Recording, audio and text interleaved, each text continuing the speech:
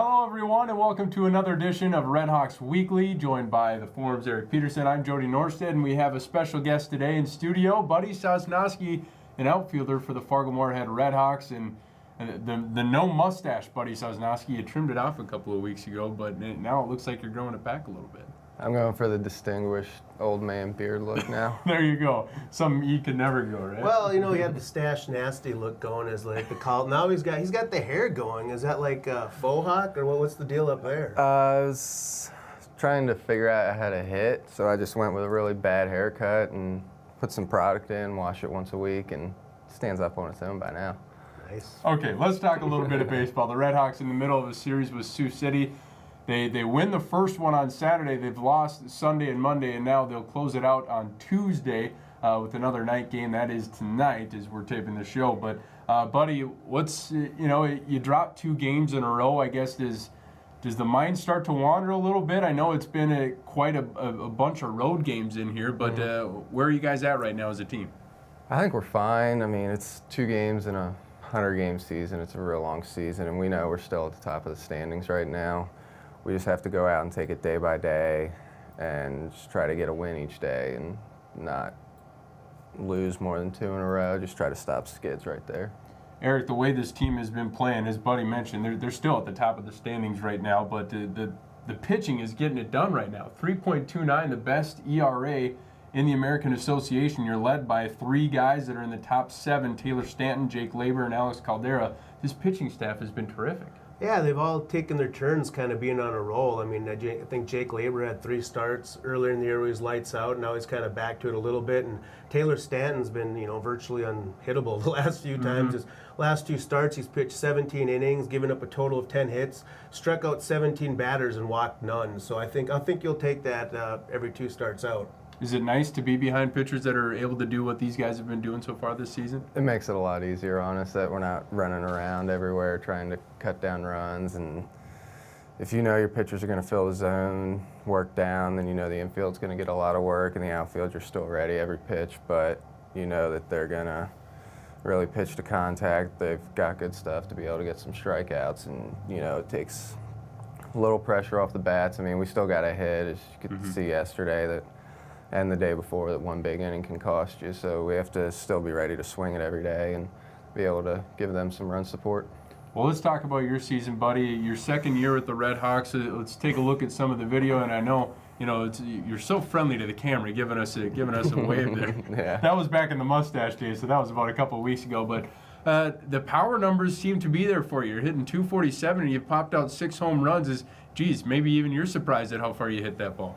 Yeah, I'm surprised at how far I hit any ball. I'm used to hitting them to about the third baseman. I look up now, and the third baseman gives me some breathing room. I think I can bunt every once in a while, but I don't know where the power comes from. I made some adjustments this offseason on being able to get some backspin on the ball when I make contact and really just stay with my approach. And early in the season, I got away from it. I was hitting maybe 100, 150. I have no idea, but now I'm starting to feel a little more comfortable at the plate and just do what I can to be able to get it back over to the top of the order and let those guys get to work and do some damage.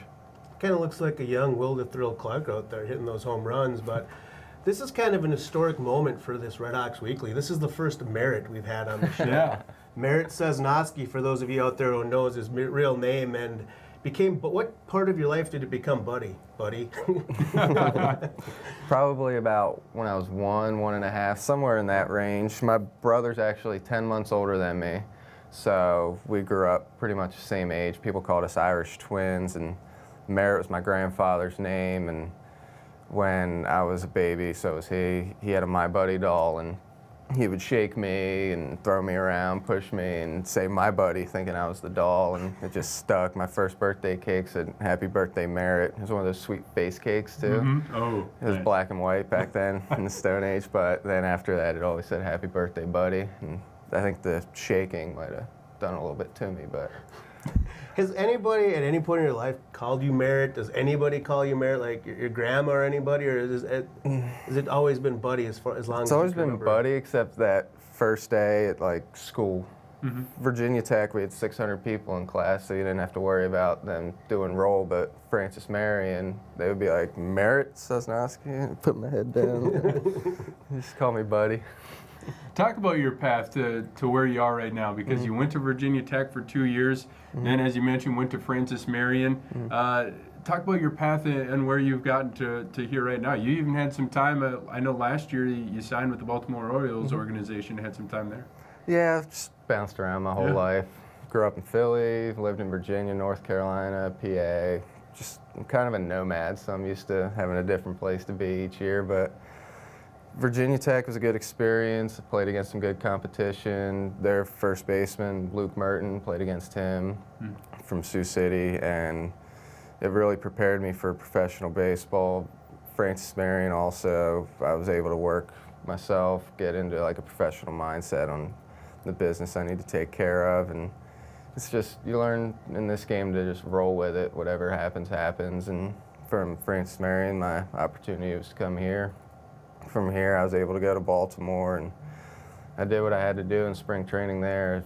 13 for 27 during the spring with some doubles, and they just didn't have a spot available for me, so I knew I had a chance to come back here and play and try to put up numbers and help this team win. So you get used to living out of a suitcase after a while. What's the relationship between you and Doug Simonek, or how did you get hooked up with the RedHawks? He knows my college coach, Art, I guess, and it was 3 days before the draft. He called and he was like, hey, you want to come play for us? Okay. All right. And Art called. He was like, yeah, you better go. I was like, all right, Art, I'll go. And I knew that I could have gotten drafted last year, but also if I didn't, it was a great place to fall back.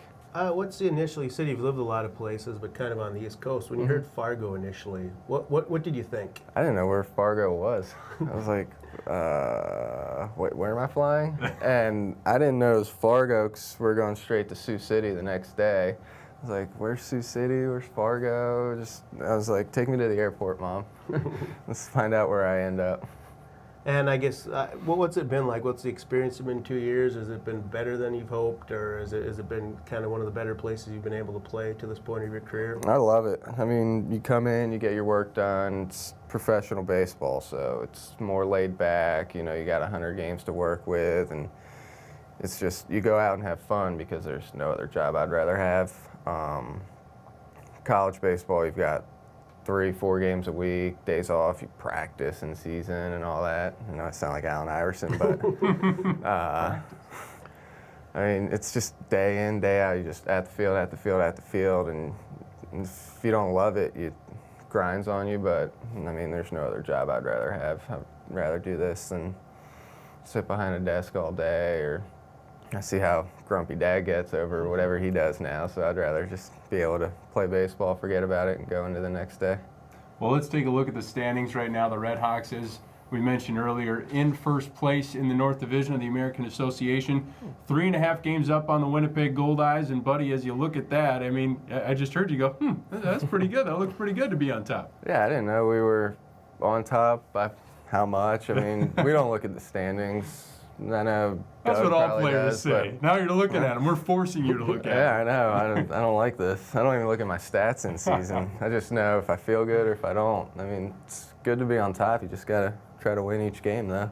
Well, Eric, I guess we do it every week. Let's try to pick a bat, and I'm going to make it so you can't pick this guy because I know he's been hitting hot, and you always like to help out the guy that's in the studio. I was just going to pick him on the basis of wearing a hairdo. Like, that's just, anyone brave enough to come in the studio with hair like that deserves. But I guess since you make all the ground rules, I'm going to go with I like the way Mitch Einertson's been swinging the bat. I think he's going to start hitting some more gaps, get things going in that 2-hole. So I'll go with him. I would look for Zach Penpraise. I know I said last week, but this guy is just such a fixture at the top of the lineup, and he's been so solid in his career as a Red Hawk. And I'd like to see him get some more, and maybe Buddy can help set him up and help Zach drive in some runs there at the bottom of the order. I'll try my best to. Do you want to pick a player, Buddy?